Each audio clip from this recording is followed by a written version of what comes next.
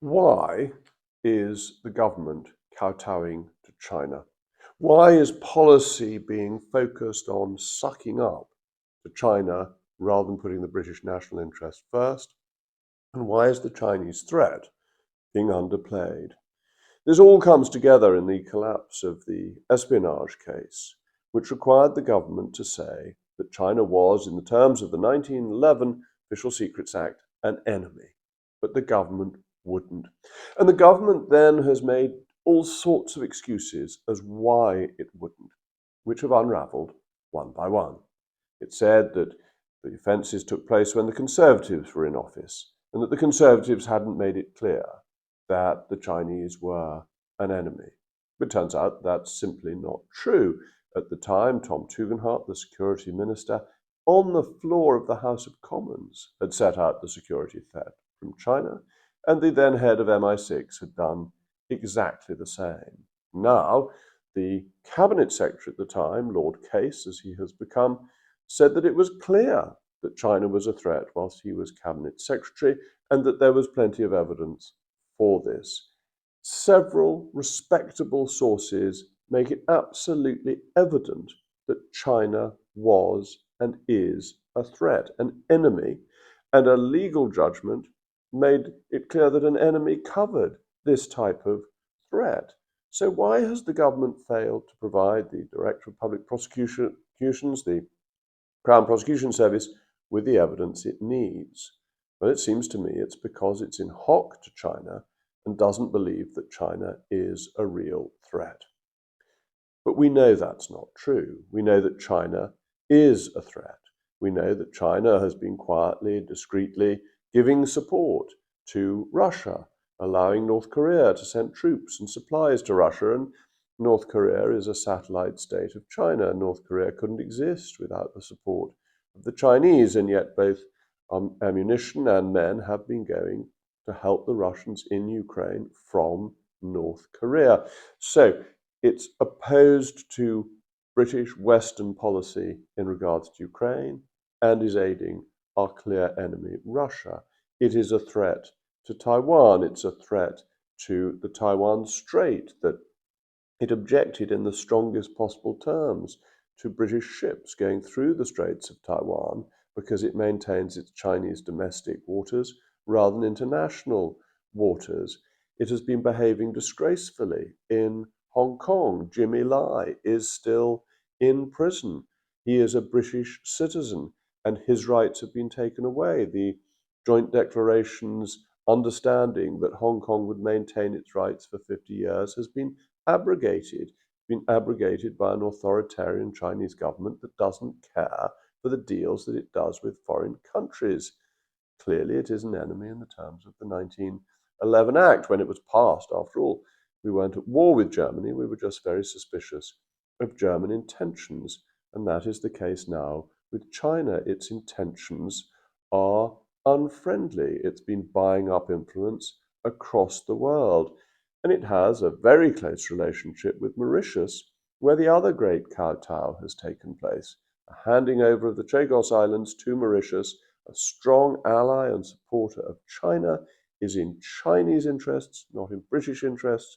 And the case that went to the court at the United Nations, which had no jurisdiction, by the way, over the Chagos Islands, was very much one where the Chinese were involved in getting the judgment in favor of Mauritius.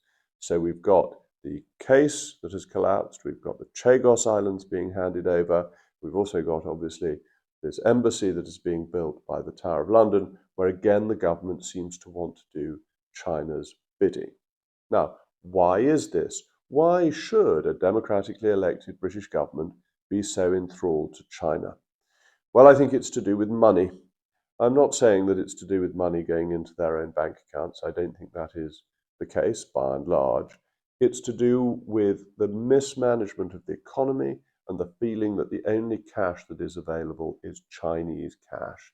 It's essentially not paying Danegeld, it's receiving Danegeld. It's becoming a client state, as some lesser nations have become to the Chinese, feeling that because there isn't any growth in the UK, we need their support and their investment to make things work. which in truth we don't, because with Chinese money comes strings. All Chinese companies are de facto part of the Chinese state. Chinese law requires them to support the security of the Chinese state, and therefore we are taking investment with strings that isn't actually fundamentally helping our economy, and a lot of it, of course, comes from the crazy net zero policies. Where do the photovoltaic cells come from? They come from China. Where are the cheap electric cars coming from? They're coming from China. We have allowed ourselves to build up a dependence on a hostile Chinese state. Now, is China fundamentally hostile? This is an important question to bear in mind. And I think here the answer is unquestionably yes. Friendly states, for a start, don't spy on the British people. They don't spy on British politicians. They don't send spies into the House of Commons to keep an eye on what democratically elected politicians are doing. Not saying the US never listens in to a British conversation, but there's a very high barrier for that. And very often, if the US listens in the UK or the UK listens in the US, it will be because our own security services don't get the authority to do it, and we sort of share a bit of friendly information. So that's a very different kettle of fish. So China spying on us is prima facie evidence, as is its behavior in Hong Kong, its breach of trust in Hong Kong. But the structure of China has changed since Xi Jinping became the president.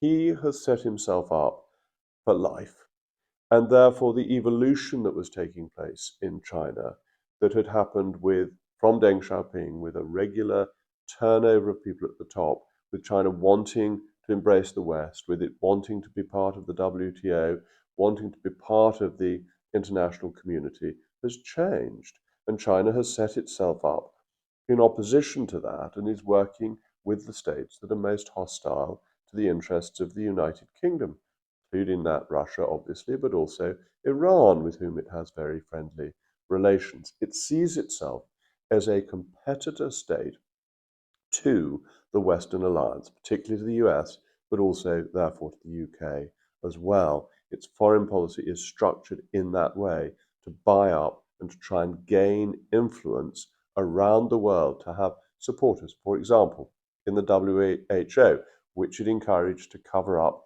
the source of the COVID virus. The Wuhan story was initially dismissed by the WHO, which receives both money from China, but also China has client states that back its position in the WHO. So you've got this change with Xi from being more interested in being part of and perhaps even a leader of the international community, for want of a better term, to being a state that is really focused on its national interests, promoting its view of the world, and holding the rest of the world to ransom where it can. You see this with its approach to rare earth metals. Rare earth metals aren't actually particularly rare. They used to be mined in Australia and South Africa. The companies there went out of business. Why? Because of aggressive undercutting from China. China wanted to dominate the supply of rare earth metals because with those it can control the development, the evolution, the production of technology. It becomes a key building block, and it takes time to reinstitute the sources from outside China and indeed cost. So they've used their power, they've used their money, they've used their influence to buy up control, and they seem to have bought up control of the British government. As I say, not through personal malfeasance, but through a desperation to get anyone to invest in the UK once they've messed up the economy in such a way as they have. But it's also, I'm afraid, the default position of the Foreign Office. The Foreign Office always seems to put the interests of foreigners first. When I was leader of the House of Commons, I would give answers on behalf of the government at business questions on Thursdays, and I was sometimes quite critical of the Chinese regime and the way it was behaving in Hong Kong. My office would immediately get a message from the Foreign Office complaining about what I'd said because I hadn't followed the official kowtow line. I never corrected myself. I thought that what I was saying was true and right. But the Foreign Office is weak, spineless, and always wants to be subservient to Chinese interests. And this government is very much a government of officialdom that wants to go along with what the officials are recommending rather than what is in the British national interest. Therefore, they couldn't bear the embarrassment of going to court and saying China is an enemy. Therefore, they decided they would not allow the evidence to be presented, and then they decided to cover it up. But let me give them one warning, a really important warning. In political life, the cover up is always more dangerous than the deed. Tell the truth and you can get away with almost anything. Lie and you get caught out. So you have to ask, can Starmer survive this level of dissembling, misinformation, of misleading the British people whilst kowtowing to the communist Chinese? Thank you for watching.